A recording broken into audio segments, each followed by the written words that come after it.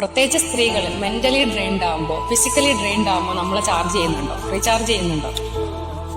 അതായത് നമ്മളെല്ലാവരും phone use ചെയ്യുന്നവരാണല്ലേ. അത് 10% ആകുമ്പോൾ നമ്മൾ എന്ത് ചെയ്യും, കൊണ്ട് ചാർജിലിടും. അതുപോലെ നമ്മൾ പ്രത്യേകിച്ച് സ്ത്രീകൾ മെന്റലി ഡ്രെയിൻഡ് ആകുമ്പോൾ ഫിസിക്കലി ഡ്രെയിൻഡ് ആകുമ്പോൾ നമ്മൾ ചാർജ് ചെയ്യുന്നുണ്ടോ, റീചാർജ് ചെയ്യുന്നുണ്ടോ? പലപ്പോഴും ഇല്ല എന്നുള്ളതാണ് കാര്യം. ആ ഒരു റീചാർജ് ചെയ്യാനുള്ള പെർമിഷൻ സ്ത്രീ അവൾക്ക് കൊടുക്കുന്നില്ല എന്നുള്ളതാണ്. പലപ്പോഴും പറയുന്ന പരാതി എന്താണ്, സമയമില്ല, ഇത് കഴിഞ്ഞിട്ട് ഞാൻ അത് ചെയ്യാം, അല്ലെങ്കിൽ ഇത് മൊത്തം ഒന്ന് കംപ്ലീറ്റ് ആവട്ടെ എന്നിട്ട് ഞാൻ റെസ്റ്റ് എടുക്കാം എന്നുള്ളതാണ്. ഇവിടെ ലാക്ക് ചെയ്യുന്നത് അവരുടെ തന്നെ പെർമിഷനാണ്. അവർക്ക് സ്വന്തത്തിന് വേണ്ടി സമയം സ്പെൻഡ് ചെയ്യാനുള്ള ഒരു ബിലീഫ് അത് ബ്ലോക്ക് ചെയ്യുന്നുണ്ട്.